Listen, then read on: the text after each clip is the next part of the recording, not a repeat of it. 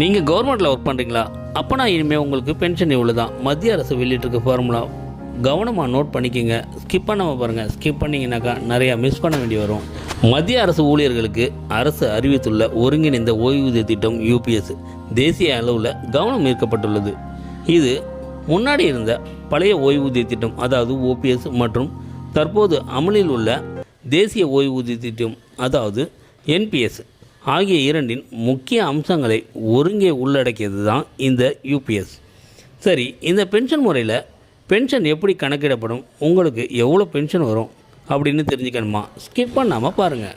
இந்த UPS திட்டம் April 1, 2025 முதல் உங்களுக்கு நடைமுறையில் வரும் அப்படின்னு சொல்லியிருக்காங்க.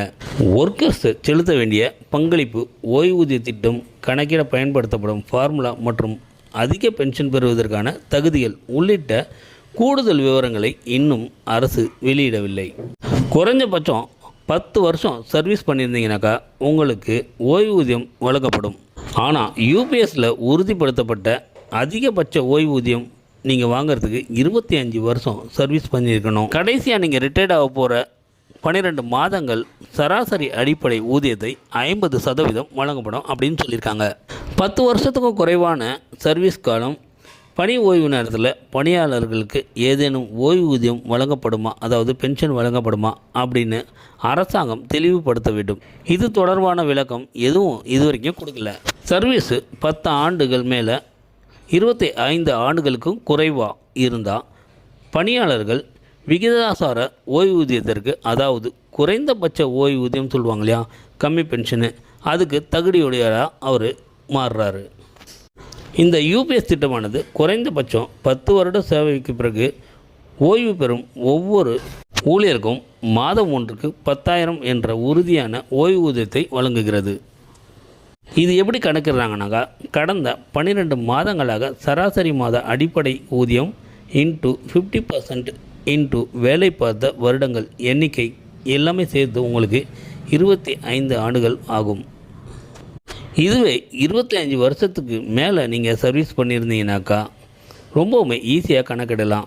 இதில் ஊழியரோட உறுதியளிக்கப்பட்ட ஓய்வூதியமானது கடந்த 12 மாதங்களில் சராசரி மாத அடிப்படை ஊதியத்தில் 50% ஆக இருக்கும்.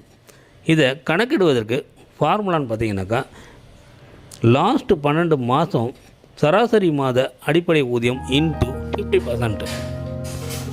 உதாரணமாக, ஆகஸ்ட் 31, 1999 பிறந்த ஒரு நபர் ஆகஸ்ட் 31, 2024 அன்று மத்திய அரசின் வேலைக்கு சேர்றாருன்னு வச்சுக்கோங்க. 35 ஆண்டுகள் அவர் சர்வீஸ் பண்ணியிருக்காரு. ஆகஸ்ட் 31, 2059 அவர் ரிட்டையர்ட் ஆகிறாரு. மேலும் கடைசி 12 மாதங்கள் ஓய்வு பெறுவதற்கு முன்னதாக சொல்கிறேன், சராசரி மாத அடிப்படை ஊதியம் 1.3 லேக்.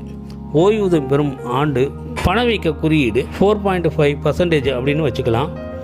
ஊழியர் 25 ஆண்டுகளுக்கு மேலாக அவர் சர்வீஸ் முடிச்சிருந்தார்னா அவருக்கு ஓய்வூதிய தகுதி கடைசி 12 மாதங்கள் சராசரி மாத அடிப்படை ஊதியத்தில் 50% இருக்கும்.